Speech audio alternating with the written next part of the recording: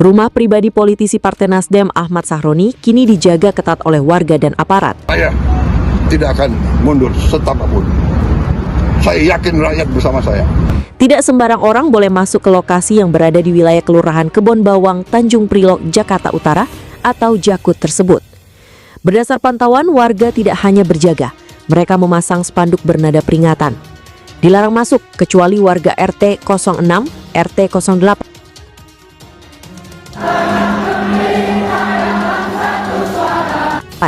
Kami tidak ingin kenyamanan terganggu, bunyi spanduk yang dipasang oleh warga saat dilihat pada Selasa, 1 September. Bukan hanya satu, spanduk tersebut setidaknya ada dua. Warga memasang spanduk tersebut persis di ujung gang yang mengarah masuk ke area rumah Sahroni. Tidak jauh dari spanduk tersebut, warga berjaga bersama aparat. Ketika didekati untuk bertanya dan wawancara, mereka hanya menyampaikan pemberitahuan bahwa tidak ada yang boleh masuk ke gang menuju rumah Sahroni. Sekarang nggak bisa ya, kami mohon pengertiannya, ungkap salah seorang warga yang berjaga. Berdasar informasi yang beredar, penjagaan tersebut sudah dilakukan sejak kemarin. Dari kejauhan, rumah Sahroni tampak ditunggui oleh beberapa polisi. Mobil patroli milik kepolisian tampak melintas keluar dari gang rumah tersebut. Warga sekitar yang enggan disebutkan namanya membenarkan bahwa penjagaan sudah dilakukan sejak kemarin. Warga itu juga menyampaikan bahwa masjid di sekitar rumah Sahroni menjadi lokasi pengembalian beberapa barang yang sempat dijarah pada Sabtu 30 Agustus 2025. Misalnya jam tangan mewah Richard Mille seharga belasan miliar rupiah. Barang mewah itu sudah dikembalikan. Saat dikonfirmasi, Lurah Kebon Bawang Suratno Widodo menyampaikan bahwa pihaknya tidak menerima pengembalian hasil jarahan. Kelurahan tidak ada kegiatan penerimaan atau pengembalian barang jarahan, ungkap dia. Suratno menyatakan bahwa pihaknya hanya melakukan monitoring kegiatan rutin seperti kebersihan.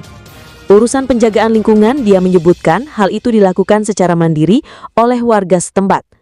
Dia juga menyampaikan hingga hari ini belum ada komunikasi maupun koordinasi Sahroni kepada pihak kelurahan.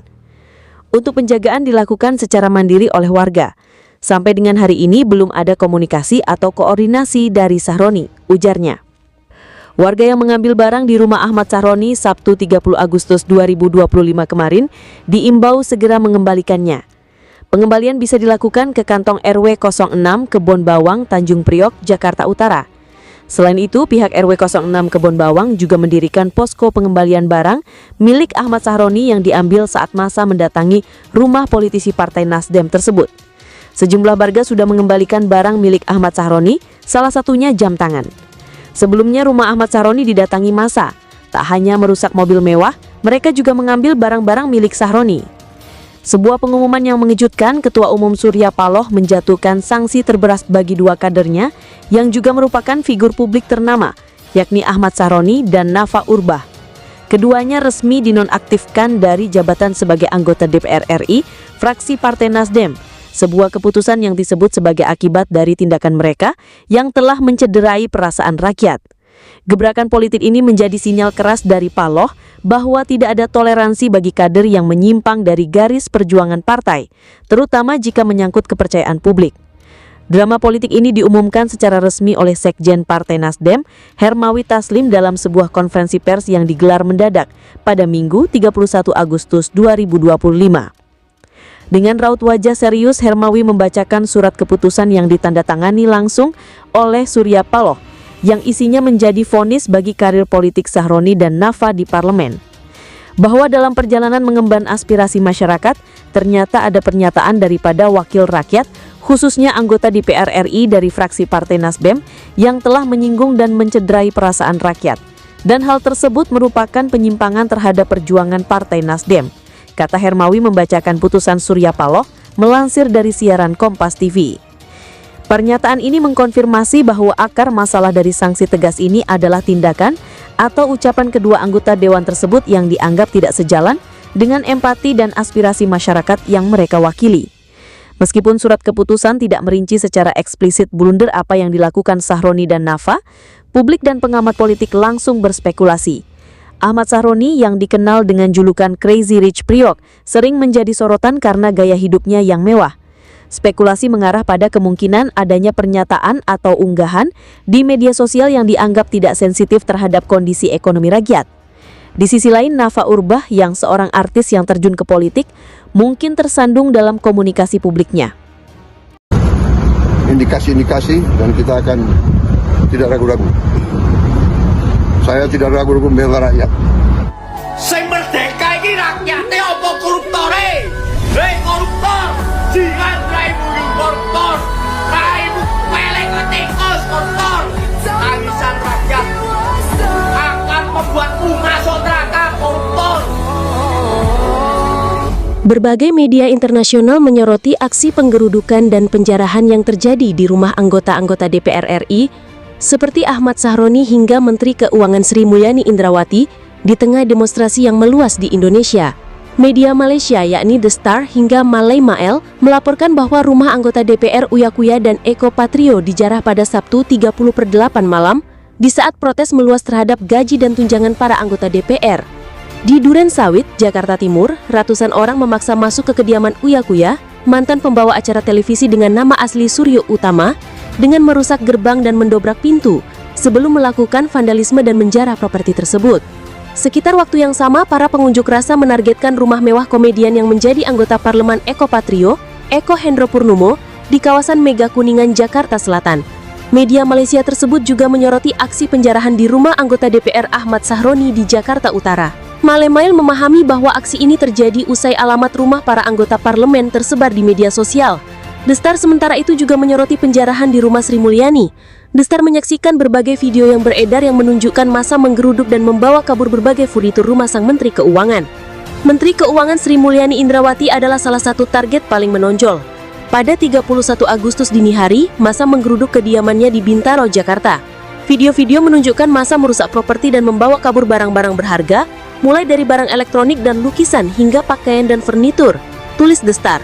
Media Thailand Bangkok Post dalam artikelnya juga menyoroti bahwa ada penjarahan di sejumlah rumah anggota dewan dan menteri ketika demo pecah di RI. Bangkok Post memahami bahwa demo terjadi karena masyarakat Indonesia memprotes tingginya gaji dan tunjangan para anggota DPR, ditambah karena tewasnya seorang pengemudi ojek online oleh polisi.